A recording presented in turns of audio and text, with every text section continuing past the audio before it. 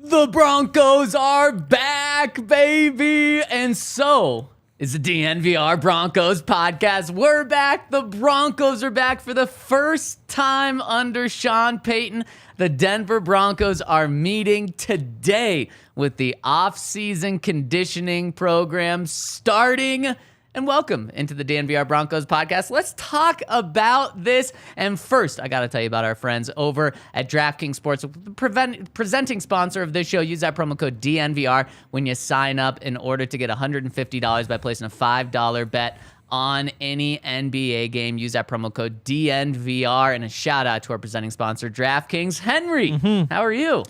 So the apartment saga has continued. Oh, geez. Yeah, so I mentioned there were a few issues in there that, I was out of town for 4 or 5 days, thought maybe they'd get fixed up. No, bedroom still doesn't have a door, things like that. The big one is that the toilet still will not fully flush. What do you mean fully? Like it'll leak and you can go number one. You're not going to try number two. No. Yeah. So that's why you're in the office early today. That's actually exactly why. Yeah. We live right across the street from the grocery store. Make some quick trips over there. But yeah, my God. So I go in and I'm like, okay, so I get like you guys are backed up, like. Your toilet's backed up. There's something going on with that thing. But like, if you guys could just like fix the toilet in particular, that'd be cool. And she's like, okay, cool. I've got an emergency maintenance request in. And so I was at 2:00. And Yesterday. so then, so it gets to like 5:00. I'm like, I really thought like business hours would be the time to do that. An emergency would be quicker than 3 hours. You would think. You would think. And then around 7:30, I was like, I don't think this is happening tonight. Like, I don't think there's anybody coming by. Yeah. So, that part's been not so fun, but who knows? Maybe I'll get back there and they've been in there this morning figuring out how toilets work. Or some mice will be in there trying to figure it out for you. Yeah, I was looking. So, I should give a real shout out. I forget who it was. It was one of our listeners. Said that he used to work for like an extermination company. Oh, geez. And he was like, if it's the size of a dime, then a mouse can get through. Wow. Yeah, so the size of a dime. And so I'm pretty sure mine was less than the size of a dime. Okay. But it was to the point where I wasn't totally sure. Close, so also, I can't find this message. Get in. A dime. That is wild. Yeah, I guess like the bones unhinge or something like that. Oh my gosh, that's what cats do. Yeah. It makes sense that a mouse would have that. Yeah. It's like if anything needs to be able to get small and get into things, it's a mouse. Wow, this is wild. Oh, I thought you were talking about why Raider Henry? Where does that one come from? Raider. Well, if you're Chief Henry, it might as well be Raider Henry too. Wow. Yeah. I guess I might as well. Maybe it's from the day that I said Darren Waller's kind of washed. Yeah, right when they traded him. That's probably what it was. Yeah. You only talk bad about the Raiders when they trade the players. Then you talk bad about those players they traded. You're like, what a good deal for the Raiders. It would have been really sick to have fired that takeoff beforehand. I can't find this message. Can you delete messages on Twitter? Apparently so. Yahir says. Maybe that's what it is. Yahir's probably fired off some messages that he needs to delete, so he knows all. He was really quick to that answer. He was like, yes, of course you can. Wow, Jennifer Aniston. Jennifer Aniston. Go back to 15 years ago. Your mic better be on, Yahir. You're throwing some. Oh, his mic's not on. He said he's been sliding into Jennifer Aniston's DMs often and all the time. That guy. I really hope I have a toilet later. I just want. Yeah, I'll stop with the toilet talk. Too. That's an important one. Yeah, I even called again last night. That might be the extent of our potty talk on this show, unless you think what Sean Payton is doing this offseason is potty talk. I don't. You don't? Okay. No, not at all. So, like we said, Broncos offseason conditioning program starting today. First, let's lay out kind of the ground rules because it can be a little confusing. Henry, this is your first offseason covering the Broncos. So let me take you up to speed because it's a little confusing. People throw out the word OTAs a lot. OTAs did not start today. So the offseason conditioning program encompasses everything, including OTAs. There's 3 phases in this offseason conditioning program. Tell me if I'm making sense. Phase 1, what the Broncos are starting today. These phases are mandated by the league. You have to do at least the first 2 weeks of workouts and conditioning. You're allowed to have meetings. You can talk football, but you can't do football on the football field. You can't be doing anything with football. It's just only workouts, conditioning the first 2 weeks. Then after that, I think it's the 3 weeks where it goes into phase 2. And phase 2 is when you can actually throw the football around. You can do football things, but it's not offense versus defense. It's you're putting playbooks in. So offense is running plays, defense is doing their own thing. And then phase 3, what everyone says, OTAs. That's football. That's offense versus defense. There's no pad still, but it's the closest thing that you're going to get to football until training camp. And that happens for about a month. Then at the very end of OTAs, there's a mandatory mini camp. It's the only part of the offseason program that is technically mandatory, although voluntary pretty much means mandatory now. But that's the only one that is absolutely mandatory. But Sean Payton is doing things very differently. He's made it clear over these past few weeks that the Broncos aren't just going to work out for 2 weeks. The Broncos are going to work out for much longer than that. This is going to be a grind where the football part of the offseason it's going to be pushed back a little bit. For many weeks, if not the first month of this, all the Broncos are going to be doing meetings, so learning the playbook there, running, and working out in the weight room. Yeah, and I think I like it.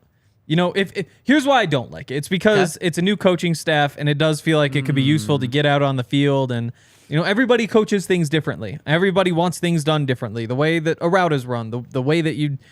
I don't know, take your sets and pass protection. It could be just a little bit different. Yeah. And so all that sort of stuff, it does seem like being on the field would help. And then with the playbook, it really seems like being able to talk about in the meeting room, go out on field and do it, that would feel like it would be very helpful. So that's why I don't like it. Like I said, though, I think that I'm on board because the injury thing over the past 5 years has been terrible.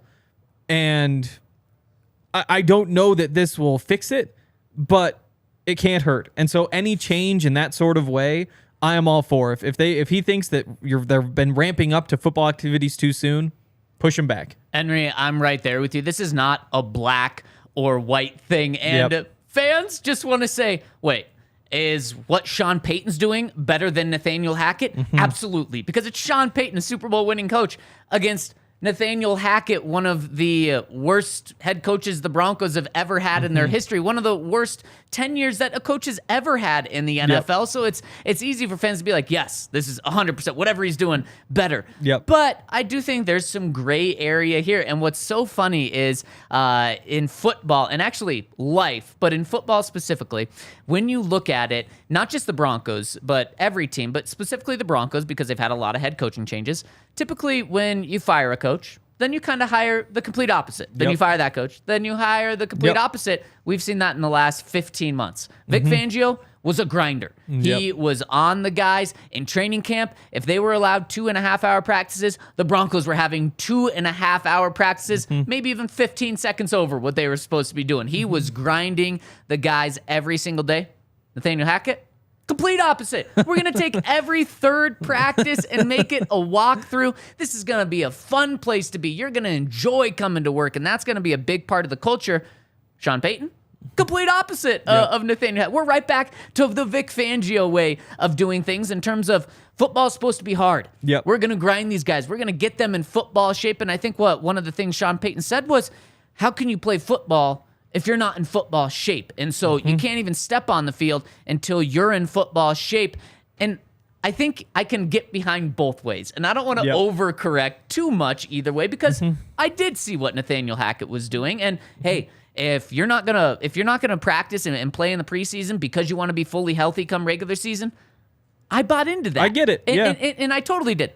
That didn't work. It failed miserably. Things got worse. And so I can get behind Sean Payton saying, we need to make sure that we're not going to be injured. And you know what, Henry? I don't know the science, but Sean Payton has surrounded himself with some pretty elite guys. They've spent a lot of money bringing in guys who know the human body extremely well. And I have to imagine that these guys have signed off on Sean Payton saying, we're just going to work and get their bodies in shape. And if that does help prevent injuries, then I love it. But I think your point about saying, I'm a little skeptical. This is a new coaching staff. How are you going to learn football without doing it on the football field? So I'm right there with you. I think I like it from the injury standpoint, from learning the playbook. Every single person, whether it's coaches, head coaches, assistant coaches, players, from a starting quarterback to backup offensive linemen, we've seen it too much. We've seen coaching changes happen too much recently. But everyone says, there's so much to learn. We need all the time that we can have. And the Broncos, they're kind of delaying that time. So that, to me, scares me a little bit. Definitely. And, I think big picture, if they don't get the whole playbook in and guys don't really know what they're doing, and that, they wind up starting the season 0-4, but they avoid the injuries and they feel like they've gotten things in shape and they've changed the whole culture around. Sean Payton has never said, this is a one-off season rebuild. I do think that they are taking the long view and saying, what does this team need? This team needs to get the strength side figured out. It needs to get all of this other stuff out of the way, and we need to set the culture. And if that means that we're running for 6 hours a day, when maybe week 1 we look back and say, we probably should have studied the playbook a little bit more, I don't think Sean Payton's going to have any regrets. This is laying the base level. You have to start the job from the bottom. And I think Nathaniel Hackett was pretty quick to say, okay, let's get this whole playbook in. Let's make sure you get all that. And the foundation just was not there. Yeah, no, the foundation certainly wasn't there. But I'm not too concerned about the team not knowing the whole playbook come week 1. But I'm not saying that they're not going to know it all. But it's going to be on Sean Payton as a great head coach, as a great manager, as a great leader to say, okay, I spent more time this offseason focusing on getting the guys in shape so they only know or are comfortable with 80% of the playbook. So I'm only going to call that 80% of the playbook. Yep. Last year, we heard stories come out, and we talked to players, Henry. They were running plays on Sunday in games that they hadn't practiced in the week, that they hadn't gone over in the week. That's awful. You don't have to have all 500 plays at your disposal come Sunday, but the 120 that you do have, you better practice them. Your players better know that they're coming. They better know what's coming to them. So I'm not too worried. It just means that maybe week 1, week 2, week 6, their playbook is still limited, but it's not going to be limited where you have 4 plays. They're still going to have enough, and that's just where you have to trust Sean Payton. You don't have to trust Sean Payton, but I'm going to trust Sean Payton and say, that's okay. So overall, I'm okay with this, but I think it's just naive to say that there's like zero downside with this, because I do understand, or I do understand the hesitations of putting off actual football when you're playing football. Yeah, it could go wrong, but like you said, you just have to trust Sean Payton. It's one thing to say Nathaniel Hackett's doing it this way. You just have to trust him. Right. There's that honeymoon period where it's okay, you get to do what you want, whatever. It's Sean Payton though. You've got a Hall of Fame coach. If the Hall of Fame coach says this is how he's going to do it, he gets a long leash from me. It's going to take a while before I start to say, wait, was he making the right decisions? And if they wind up going 6-11 or whatever this season, then we can circle back and say that could be a mistake. But as of right now, if Sean Payton wants to do it that way, who am I to say, nope, bad idea? He wants it his way. Wow. Little Backstreet Boy. You guys don't want to hear that, but you do want to hear from Sean Payton himself. He did an interview over the weekend where he talked about what this offseason program is going to be like. Let's hear from Sean. You're coming into a new team. Would golf be a vehicle to kind of get them getting along? They went through a tough season a year ago, and part of it is getting past. It's brought up, and at some point there's closure on it. Our first team meeting is going to be right after Easter weekend, and it's probably going to be, I don't want to say no nonsense, but here are the things that are going to help us win. That's kind of where we're at a little bit. This off season for us needs to be difficult. So there'll be a time maybe we do an activity like golf, but to answer your question right now, I think it's a little bit more all right, we're rolling up our sleeves a little bit. I love that. And let's worry about when the season starts, the other stuff happening. You know what we need to worry. Oh man, I'm just laughing watching that because it couldn't be any more different than Nathaniel Hackett. Yeah. Not just the differences we talked about, but I'm just thinking of Nathaniel Hackett having the basketball hoop in the team meetings and Sean saying it's going to be no nonsense. The basketball hoop, Yeah. Nathaniel Hackett wanted it to be fun. He wanted a lot of nonsense. He was big in on the there nonsense. in order for it to be fun. And so he viewed the nonsense as like, it's going to be a good place to be. We're going to have fun here. And Sean Yep. Payton's like, yeah, no nonsense. By the way, the basketball hoop is gone in the team meeting room. No nonsense. They're rolling their sleeves up and they are working today. No golf either. And we'll talk about this maybe in a couple of months. But that final mandatory minicamp, when they cancel the final day of practice, and every coach for, I don't know, the past decade has had a little field day. Yep. It doesn't really sound like Sean Payton's way of approaching things. And if there is a field day, things probably went pretty well.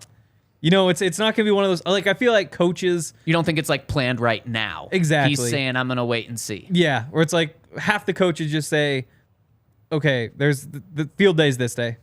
Field day's that day. It's just when it is. Of the other half of those would say, if all goes well, then there's a field day, but they still probably just have the field day regardless. You know, Right, it's right, like right, you right. guys need to earn it, Yep. and then they earn it every single time. Right, Sean Payton right. feels like the final part where it's like there could be a field day.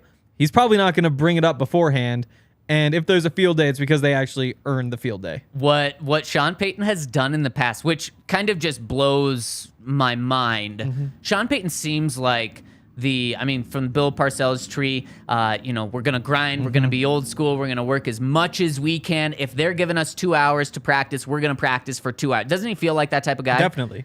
But Sean Payton, when you look at his time in New Orleans, he barely had he maybe had the least importance on the offseason program of any coach. Yeah. He routinely not just turned that last day into field day. He didn't do that. He canceled the entirety of mandatory minicamp. I believe that's what he did the very last time he was a coach there. I don't know about every other year, but he's consistently making the offseason conditioning program much shorter. And a benefit to that could be work smarter, not harder. What you do in May doesn't necessarily translate to the season. That's probably his approach.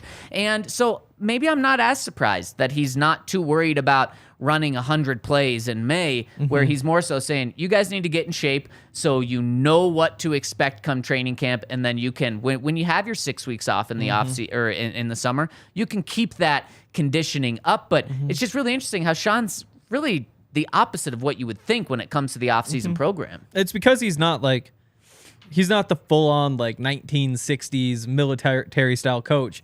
Those just don't even exist anymore. Like Yeah. right now, he is probably one of the most, I don't know if like stern's the right word or Yeah. like hard-nosed, gonna Yeah. work him hard. Like, but it's, I don't know. In his time, I mean, probably back in 2009, he wasn't, I would guess, seen that way.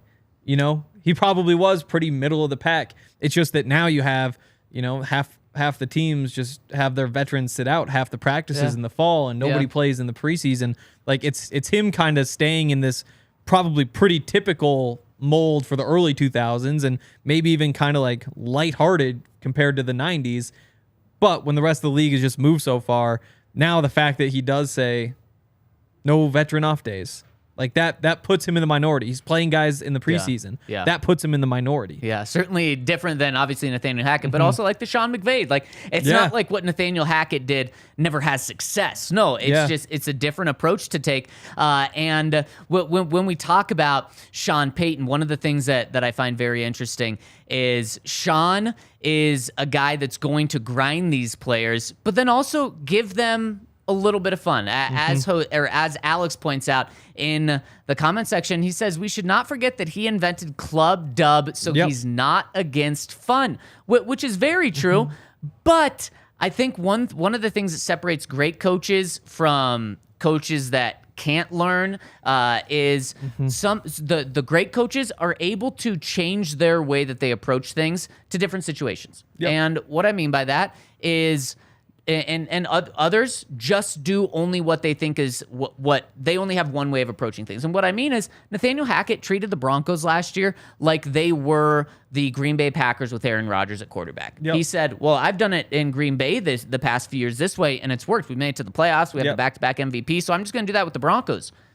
Massive difference being with the Packers, who are the same team. They have the same culture. They have the same quarterback. They have the same play system. And then going to a new team where you have a new quarterback, you're going to have all new players, all new everything, and saying we're still going to do it the same way that we did it when the situation is completely different. Sean Payton this year, he may not cancel mandatory minicamp. He may say we still need to get in shape. We need to be on the football field more. And I think that's what's going to separate Sean is he knows right now what this team needs, and that's conditioning. And so would I be surprised if next year he cancels half of the conditioning program because he says the guys are in shape? No, I wouldn't be surprised. He's going to be able to adapt. Yeah, exactly. And I don't know. He's not just an ancient old man. Like, he still does, like, I don't know. He's a real person. Like, he can get along with people. Wow, we're getting emotional right exactly. now. Like, it's, I don't know. He'll play the cards that he has. I'm sure everything will go fine. And if that's the way he wants to do it, that's the way he wants to do it. And it's just nice that it isn't everything's just a game. Like I understand when you're Nathaniel Hackett, when you're with the Packers and you're running the offensive meetings or whatever else. It's like, what are we going to do here? Well, Aaron's going to get fussy if we don't have a basketball hoop. Like, it kind of makes sense. It's like, oh, yeah, everything needs to be a game because our quarterback just wants to complain and whatever else. Right. And guess what? It's going to be fine because he's a really good quarterback. And, oh, it's 3rd and 8. Guess what? The play isn't even a play. It's just he and Davante Adams are going to look at each other and decide what to do, and you're going to pick it up. Like, it all goes just fine. That wasn't the case with the Broncos. It didn't work. That doesn't work hardly anywhere. And so it makes sense that you would have to teach some of these guys, like, okay, here's how we're going to do things. We're going to work really hard, and that's going to pay off. And the good news is, I mean, you think, who are your... this is a team that's kind of without divas. There really aren't divas on this team. Huh. Okay. You agree? I disagree. Okay. I think at some positions that typically have divas, you may be able to say that there are divas there. Yeah. But, I mean, that position would be receiver. And if you talk about, like, the most diva receiver rooms, you're average at worst. Okay. Because everybody's, like, I think compared to the rest of the league, this is a pretty diva-free team. As it should be, they lose a lot. But, like, if you've got Jerry Jeudy out there, and I think he's probably the guy who you'd be most concerned with being like, oh, my goodness, we have to do all this stuff. And... I mean, we saw another guy in that receiver room take to Twitter to say he wants to be somewhere where he's appreciated, but he's getting paid $15 million. Totally. But I mean, like with Jerry, though, it's like, yeah, I mean, he also played for Nick Saban. Like, it's not like it's going to be a complete culture shock that you're going back to hard work. No. Like, you're going to be just fine. So I'm not worried about any of that stuff. In terms of that, yeah. I'm not worried about players coming out and protesting. And also, like you said, the players have no leg to stand on. Exactly. The only guy that would have a leg to stand on and say, this isn't right, we're being treated too harshly, is Russell Wilson, because he has the background to back him up in the Super Bowls and the, not MVPs, but Pro Bowls. But after last year, he doesn't. No way. And I don't know. I wish we could go watch. That's for sure. Yeah. I would love to see first day, like, all right, Russ, get out there, run your sprints with everybody else. Yeah. It's like, Russ, you trying hard enough? Like, are you actually, like, that sort of stuff? I don't know. Henry, that doesn't happen to him much. We're not just being left in the dark. The Broncos themselves haven't tweeted one thing. Typically on the first day of offseason program, they're tweeting even basic things like, oh, look, it's Russell Wilson walking into the building waving to us. Maybe not this year. Maybe it'd be Pat Surtain. Yeah. Oh, Justin Simmons, give us a hello. And they're tweeting those things. It's like, the boys are back. It is 12:30. The Broncos have been in the building, and there's been nothing yet. And it reminds me of what Sean Payton said in his opening press conference. He said, just so everyone knows, we're going to be working. We just may not be telling you about it. So that's what's happening. It's a very different Denver Broncos led by Sean Payton. Or do you have that clip again? I just want to look at Sean really quick. If you'd bring that clip up. We don't actually have to play it. Yeah, I want to talk over it. You're coming into a new team. Would golf be a vehicle? Let's, when we get a close-up of shot, pause it. What do you think of Sean Payton's outfit on the golf course? I would never wear blue pants. Oh, it's the blue pants that gets you. I like the blue pants. The top is just boring. What? I think he needs to spice it up. by checking out our friends over at Pins and Aces, which is the official golf apparel partner of All City and DNVR. Henry, I was checking out their website yesterday. They have so many fun things. And Very fun. you and me, even Sean Payton, should probably be golfing for fun. We're not winning the Masters. Maybe John Elway needs to be serious because he's actually a really good golfer. I know Sean Payton's a good golfer. I don't think he's, changing his career into golfing. So you want to have fun on the golf course. And if you want to have awesome apparel, you check out our friends over at Pins and Aces with their family-owned golf and apparel business based right here in Colorado. They have amazing polos, hats, golf bags, and even our favorite beer sleeves that allows you to store up to 7 beers cold that keep them cold the entire round. So check them out at pinsandaces.com. That's pinsandaces.com and use code DNVR to receive 15% off your first order and get free shipping. Check them out. They have so much fun stuff. I'm about to place my order today, and I can't wait to wear it on the set to show you guys because they've got a lot of fun stuff. So check them out, pinsandaces.com. Use that code DNVR. Definitely. And if Sean wants a discount, he can use that as well. He can. Yeah. He definitely can. There's actually one thing that you can't get at Pins and Aces that I thought you would be able to. I know what it is. Yeah, I bet Shades? you do. Yeah, they do not have sunglasses. Wow. That's a good thing, though. It is a good thing because we know exactly where to go to get sunglasses, and that's Shady Rays. I've been wearing mine a lot. I'm sure you can tell. I can't remember. There's a bad side and there's a worse side of my sunburn.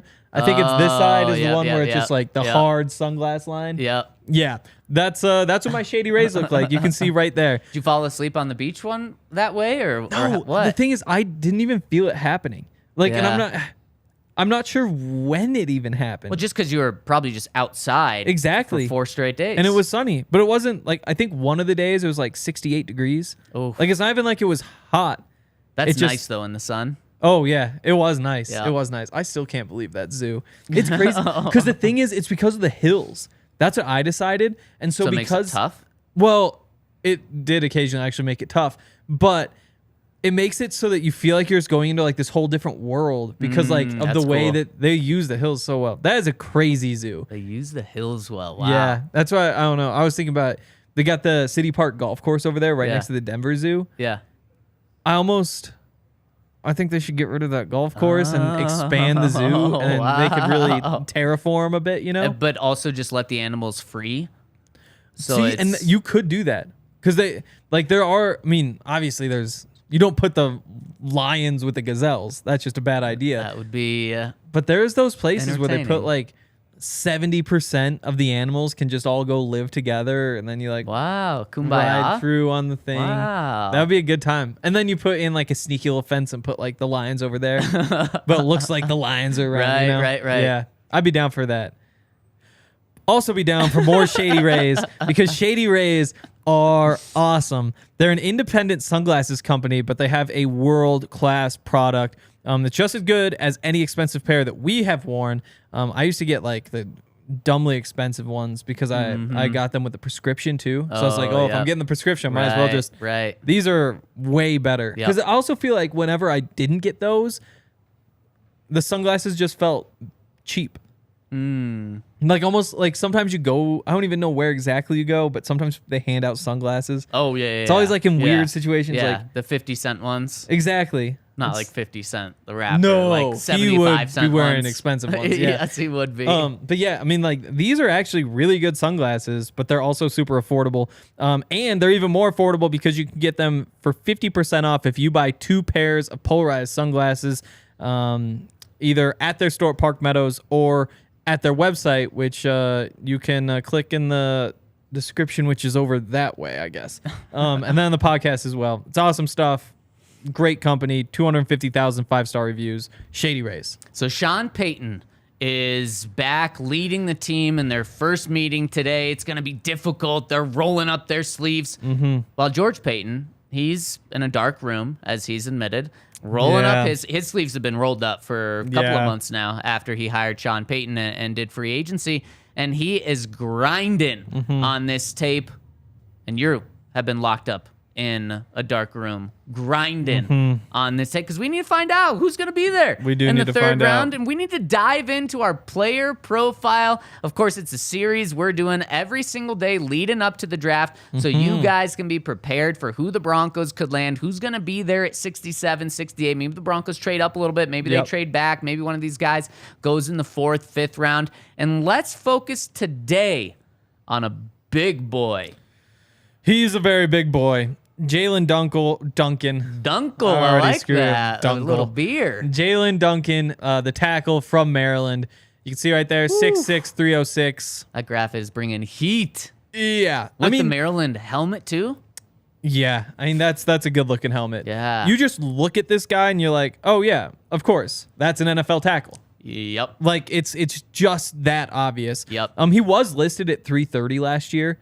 Whoa. Came in at the combine at 306. Okay. I don't think he actually lost any weight. I think that they always just lie on those things. Yep. So that was lie on the college one. Exactly. So you think he actually is 306? Yeah. I mean, that was combine 6'6", 306. We can trust that. Yeah. Which means you get to list him at 6'7", 320 or whatever you want. But because that weight was a little bit low, it does take away from just like the freakishness of it. But again, like we've seen him play, you see him in the uniform, you're just like, holy hell. Yeah. And he's a good player too. Yeah. Not necessarily a great player. Yeah. There still are some things that you want to work out.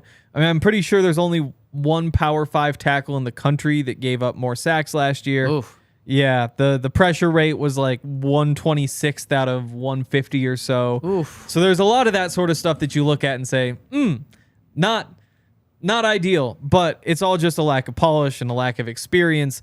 And that's why if you're a team like the Broncos, you could be interested because you have your 2 tackles. Yep. And this is somebody who could come in on the bench. And next year, you might be saying, hey, we can move on from Garrett Bowles because, look, Jaelyn Duncan lived up to the hype. You almost said Dunkel again. I did. You got beer on your mind, Henry. You got to go to Germany to get some Dunkels. So, Henry, we're talking about him as like a 3rd-round pick, right? Yep. So I love the idea of this pick, and he's not a guy. If the Broncos get him or any other tackle with their first pick or with one of their first or with one of their 3rd-round picks, he's not going to play this year. Nope. I hope he doesn't play because that means Garrett Bowles was really bad, got injured, means Mike McGlinchey, I'm touching wood, got injured. So you hope that they don't see the field, and you're saying, well, no, that's one of your first picks in the draft. You wanted to see the field. At this important of a position, at tackle, one, the Broncos need to draft a tackle at some point in this draft to just have depth, a prospect. But to get your tackle of the future to replace Garrett Bowles next year, because Mike McGlinchey is going to be here for a while, to replace Garrett Bowles, I love this. You using this pick on a guy like Jaelyn Duncan. Wow, you got me. On Jaelyn Duncan, who the reason he falls is because he's raw. He's unpolished. And when talking about Jaelyn, he didn't start playing football until he was 14 years old. So when you say unpolished, it's not necessarily a bad thing. It means he's still very new to football. He's still learning the tackle position. So I would love this pick, even for a guy that should have zero contribution to the team this year. But when it comes to Jaelyn specifically, I'm a little concerned because doing research into him, because Dre brought his name up last week. So I did some research into him. It seems like maybe that unpolished is still learning the game mixed with some laziness. And that scares me because that's not something that you can coach out as easy. And it seems like he has all of the tools, not just the 6'6", 306, but he has all of the physical tools that you want. Good feet, but at times he just gets lazy or gives up on plays, and it's really obvious when you watch on tape, and that scares me. So I love the idea of this pick. I just don't know if he's that guy. Yeah, I mean, that's obviously fair. If you're drafting him, it's because of the traits. You know, he's 22 years old, has a 9.43 RAS score. Ooh. Like, there's all that stuff that you look at and say, like, this is a really big human who can move, and he's still probably putting on even more strength. And, like you said, new to the game, needs to figure out how exactly to play the left tackle position. But, I mean, there's a good chance that's just coaching. Like, there's a good chance that if he had gone to Alabama, you're looking at him and saying, oh my God, this guy is insane. And that's why he fits into the third round. Yep. Like that is a little bit early to be taking a project. But, you know, if you got this production from somebody else and he was like kind of an average athlete, you might be saying, yeah, he's like a fringe draft pick. But if you got these traits onto somebody who was producing, then you're saying like, could he be competing for a top 10 pick? So yeah, I mean, I kind of agree. They're in such a tough position with 5 draft picks. Like you get to pick what you need, and to pick somebody who won't contribute this year, doesn't have a chance to contribute this year for a 5-win team, that's tough to do. Especially, you know, looking through all the top 30 visits, the guys that they've brought in, a lot of those guys are really old. You know, there aren't a lot of young players that the Broncos have brought in. I think they've had 11 top 30 visits. Most of those guys, 23, 24, 25, because of that extra COVID year. Yeah. And who knows how much to read into that. But it does seem like they have a bit of a type. And Jaelyn Duncan, at least compared to that stuff, might not be the type. Yeah, it's very true. It's a good point.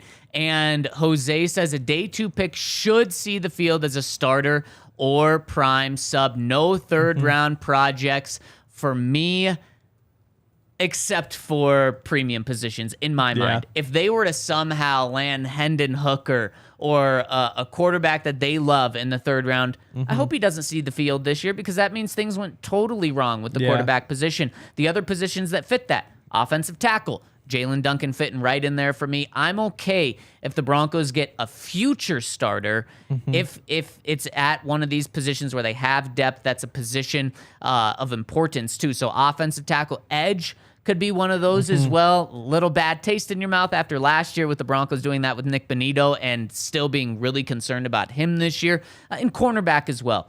If you're getting like a project at center, I don't like that at all. I mean, a center that you draft in the 3rd round should be coming in and at least competing and really pushing Lloyd to be that starter. It should not be a project there. Same at running back. If you get a running back in the 3rd, he should not be a project. So, Jose, I'm there with you outside of the fact that this is a very valuable position. If you think you can get a starting left tackle in the 3rd round, the only downside is he needs a year to develop. Well, it's a good situation to come into. Also, the Broncos just don't have a swing backup tackle right now. Yep. And so you'd expect to get him a couple games of reps. And would you rather have him or Cam Fleming? Fleming would be better. For this year? But is it Fleming, worth developing? But for the future, probably not Fleming. Exactly. So I see the case. And it's also worth noting that, you know, you had... that's the wrong guy. Abe Lucas was a 3rd-round pick, though. Okay. Last year, and he wound up playing 17 games for the Seahawks, and what PFF has him as the number 49 tackle last year out of... My computer slowed down because too many tabs. 49, so not great, but... Wait, he was 49? 69. 69. Yeah, there we go. Oh, wait, that was wrong. It's actually I have 100 plus. There's 2 pages of 100 or more. So, something like that. And you also had Nick Petit Frere, whose name I haven't said in like a year. But he played, I think, quite a bit for the Titans as well. And he was, I mean, very similar to Jaelyn Duncan. He was like a 5-star recruit coming out. Didn't necessarily play all that great, super raw, but got to play a lot. And the traits played up. And that's looking like a great draft pick right now. Yeah. So, Henry, to put a wrap on this, put a bow on this for today, would you be a fan of the Broncos drafting Jaelyn Duncan in the 3rd round this year? So you got to start with, I think one of those picks needs to be a center. You just got to do it. And if Lloyd beats him out, Lloyd beats him out. But that's the one spot on the roster where you need a starter. Outside of that, I think you could go a lot of different ways. I don't think I would go tackle. But if they did it, I would say, hey, this is a guy who's been in the 1st round in mock drafts. Maybe not all that much recently, but like that's a very talented prospect. I see what you're doing here. I think I would like it. I couldn't be more opposite of you. Not just saying that I wouldn't hate it, but I wouldn't be the biggest fan right away just because of the I don't necessarily want to say lazy. That's just the perfect word that comes to mind because he has all of the traits. It just seems like, and reading people that have really dove into him, and then also watching the film, it just seems like what gets him is just not being able to not wanting to finish plays, just being a little slow with his feet, grabby at times, letting guys get around the edge of him. And I don't think those are physical limitations. I think it's just him not fully finishing plays. So that scares me. But what's complete opposite of you too is I would love that position being drafted with one of the third-round picks. Again, to get a starter at a premium position, and the only downside is he doesn't play for a year, I'm okay with that in the third round. But we've got a lot more positions to talk about, and we're going to keep diving into them as this week and really these next couple weeks unfold as we get closer to the draft. And Henry, I want to talk to the people, and there's some breaking news coming down the line right now that I want to throw your way after I tell you about our friends over at Backus and Schenker. All they do is win. There's a song for that. All they do is win, win, win.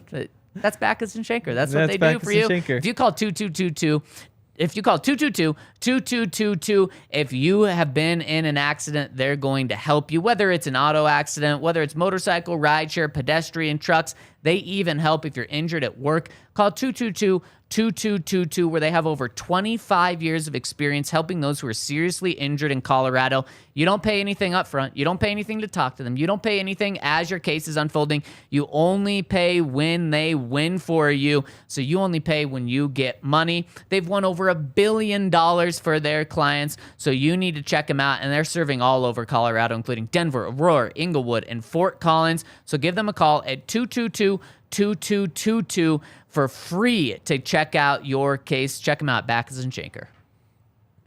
And also go check out our friends over at Foco. Yeah. They've got a whole bunch of cool stuff. I always turn around every single time. I know that some of those bobbleheads are from them, but I can never remember which ones. So that's something I'm going to need to figure out. But we have a bobblehead back there where it is clearly Emmanuel Sanders wearing number 10. Yep. And the name says Shane Ray. Wow, it does, doesn't it? Also, he's even got a Super Bowl ring. Also, did they put the same head on Shane Ray and Demaryius Thomas? I mean, looks Emmanuel Sanders. Very similar. It kind of looks like the same one. Those ones are not Foco. Those are not Foco. Those are not Foco. No, definitely not. Those are the Super Bowl 50 whatever ones. But Foco, if you want accurate bobbleheads, has a whole bunch. I've got the Nikola Jokic one at home. It's an awesome bobblehead. And they've got more than just bobbleheads, too. They've got all the pennants. They've got all the signs and clothes and shoes and hats and all the stuff that you could look for. Basically anything that you could want, but with a Broncos logo on it, and logos for a whole bunch of other teams as well. Definitely go check them out and make sure that you use the code DNVR, because if you do, you'll get 10% off all of their non-presale items. It's an awesome spot. Just go to, is it foco.co? Foco.com. Yep. I believe so. Foco.com. Yeah, and there's a link in the description, so you don't have to trust me. Use that code DNVR to get 10% off. Okay, we need your help. Before we go any further, we need your help. We're in the dead of the offseason. We are. Right now. Despite the offseason conditioning program picking up, Broncos aren't giving us any immediate availability. Nope. We still have a lot of you guys riding with us, guys and gals, on a day-in, day-out basis, and we can't thank you enough. But can you guys please hit us with a thumbs up? We really appreciate it. It helps us so much over on YouTube. If you're listening on podcast, jump over to DNVR YouTube. Hit us with a thumbs up there. If you're watching on YouTube, go over to podcast. Hit us with a 5-star review. It really helps us. It's free for you guys and gals, and we really appreciate it. So thank you so much in advance for that. Henry, the breaking news coming down the wire. Linebacker Devin White has requested a trade from the Tampa Bay Buccaneers should the Denver Broncos be interested. I mean, probably not. I mean, it's $12 million for a linebacker who's only going to be here for 1 year. We mentioned, there's no reason to think that this is let's sell everything for 2023. Just not a good idea given that you won 5 games last year. On top of that, you've already spent so much money this offseason. that spending even more would be tough. Now, the cap, everybody says the cap isn't real. It is sort of real, but you could move money around. It's not prohibitive. You could easily make all the numbers work out, but you've spent so much. Is such a luxury. He's probably gone after this year. Otherwise, you're giving him 20 a year. Yeah. And that's just, it's not a good idea. Yeah, it doesn't make sense. I mean, you're trading for him, so you're giving up assets that you don't really have right now anyways. Then you're not going to give up assets and then just let him walk after this year. The reason he wants to be traded is because his fifth-year option's coming up, and he doesn't have a new deal yet. So he's going to want to be, it's going to be a trade and sign, where you trade him and then sign him to a contract. And the Broncos have Josie Jewell. They have Alex Singleton. They could move on from Josie Jewell and free up some cap space if they wanted to. $5 million. Right now the inside linebackers are solid. Are they are they an elite group? No, not right now, but they're solid. You don't have to worry about them. It doesn't make sense to try to upgrade that by spending a ton of resources. So Henry, I'm with you. I'm out, and I would be shocked if the Broncos went this route. Yep. And I don't know. It's tough because he definitely is asking for an extension. Because in another way, if you're saying like, you get him for 1 year, there is a price that you would pay. Sure. Because he costs about $12 million. Josie costs about $5 million. So you'd cut Josie, you'd bring in Devin White, and you pay another $7 million. And if that was the case, would you give up a 5th round pick to have Devin White for $7 million this year? Right. Yeah, you probably would. Right. But when you have to commit to, probably 4 years, $80 million. Yep. You just can't spend that. For a player that was really good to start his career, and then he did not play very well last year. And so to trade for a guy, give up assets, and then pay him when he's coming off a down year, that's scary. Too much there for me. What's not too much is our comment section. I want to talk to the people, and let's jump in to the website to get some questions. And the count says, who is the most popular current Bronco by face other than Russ? Who would the general public most recognize at the grocery store if they saw them? Love the count. Comes down to Jerry. Three guys? Bowles is recognizable, especially when he's that big too. Bowles is recognizable. You're right. Quinn's recognizable too, but he isn't well known enough. I think the guy that originally jumped to my head was Justin Simmons. Justin has been the face of the Broncos franchise for 3 years now-ish. Now, obviously, Russ really took that last year, but Justin's the one on, when there's two players on billboards, it's Russ and it's Justin Simmons. And so I just think from a notoriety standpoint, Justin's also tall, and I would say Justin, but I mean, you bring up the offensive linemen, just their presence is pretty obvious. Yeah, it would draw attention. I think Pat's up there. Pat just doesn't. He's a quieter guy. Exactly. And he's so newer. I don't think and he's newer. So I just don't think his face is out there as much. So I'm gonna go with Justin. I do wonder. It's probably in Denver, Justin. Yeah. I do think that Pat, people just haven't seen his face as much around here. Yeah. I think that if you were to say you're dropping him at a grocery store in, I don't know, New York, just throwing him in there, it might be Jerry. Yeah. Yeah, it could be. It definitely might be Jerry. And I also think around here, Brandon McManus, his face would be pretty well known. I mean, he's been the kicker here a long time. Even back when people know what kickers' faces look like, not just Brandon McManus, but any The kicker? thing is, he's a pretty generic Denver-looking guy, and that's what holds him back. Yeah, exactly. He looks like about half the people our age. Yeah, it's so true. And he's tall. You'd probably look at him and be like, seems familiar, and that's why I wouldn't put him in the conversation. Yeah, but and then you'd be like, "Oh, you were my kid's teacher, right?" Exactly. But there's also man, everybody's grandmother around here was watching the Super Bowl run. Everybody saw it. Right now it's who's paying attention is your average just Denver citizen watching games now? No. But Brandon McManus wasn't being put on people's shoulders and paraded around with his helmet off after game. That's a kind of depressing question because it makes you realize there's not many right now. Exactly, because there's a lot of people in Denver who aren't watching the Broncos right now. You know who I think it is if you drop him in New York or just a random city in a grocery store? Randy Gregory. Because talk about, I mean, he was a potential first-round pick who was all over TV. He's been in the news plenty for good, for not so good. He's got the dreads. He's 6'5". He's probably the guy. But I didn't know his face before he was in Denver. Man. I wouldn't have been able to say that's Randy Gregory. I just think what we're showing is there's just not that many nationally recognizable people. It's definitely Obviously, true. Outside of Russ. Russ is that number one. In Denver, Bulls is a sneaky good one, though. Yeah, because that size. I'm going Justin. You're going Bulls. Well, I'm going Justin. I'm going Justin. Going Justin? Why you made the argument for Bulls? Well, because I'm not. Well, we're just gonna sit here and say Justin Simmons 15 times. No, we could. Justin Simmons. Justin Simmons. Briz Baby says, firstly, to respond to the count, he's saying Riley Dixon. There's some punter love here. Secondly, your conversation yesterday about Clark Phillips III reminded me of a football question I've had for a while. Why is cornerback considered one of the top 4 most valuable positions to draft? I obviously understand the quarterback are the most valuable, which then means that tackle and edge make logical sense as the next most important position. Protect yours, rush theirs. But I'm not sure why the next most valuable is cornerback.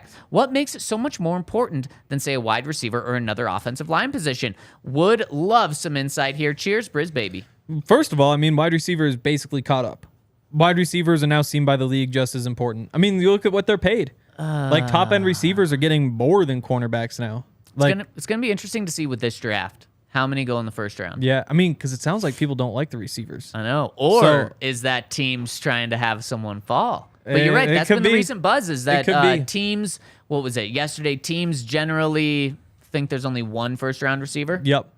But the thinking has always been, I mean, it's the passing game. So it's the same thing. Edge rushers and corners are much more valuable than linebackers and defensive linemen. Yep. For that reason. You know, safeties do whatever, but they don't have any specific responsibilities. If you have a corner who can just play one-on-one, all of a sudden you have a numbers advantage to the rest of the field. But on top of that, there's the fact that there's so few really good ones. Like, you could go back through just about any year and say, like, oh, it was Darrelle Revis and Champ Bailey. And then maybe like, oh, Nnamdi Asomugha came out of nowhere that year. Or like Xavier Howard had like a couple really good years and is now like, yeah, he's good, but he's, you know, Marlon Humphrey had a couple really good. So the group is so small compared to a lot of positions where you could just name guys and guys and guys. How about this too? Receiver is a dependent position. So if you don't have a good quarterback, then your receivers, they depend on them. So the value is going to be knocked down. Cornerback, maybe the most independent position, the complete opposite of wide receiver on the entire field. And if you have a good cornerback, you don't have to worry about like a third of a field in the passing game. Then that means you have 10 other guys to worry about the other 2/3 of the field. And so that's why I think it's because of just how dependent versus independent that position is. And we have one more question I want to hit before we got to go. Coming in from Nash Broncos says, come to think of it, I guess the Broncos never respected Draymond Jones. They didn't draft him. They did. They didn't refuse to trade him in the Russ deal. They didn't. Oh, I see. He's being sarcastic. They didn't see his play production decline when Chubb was traded. They definitely didn't see the writing on the wall with his comments about wanting to get paid. Or did they? Good comment, Nash Bronco. It got me. And let's dive into Draymond Jones' comments later this week. So maybe Nash Bronco, you drop this again later in the week because we got to go in order to get other shows some airtime. Henry, I love rolling with you today. The Broncos are back and the vibes are rolling. Stay tuned to us going live tomorrow. Thank you all so much for tuning in, and we'll see you tomorrow on the DNVR Broncos podcast.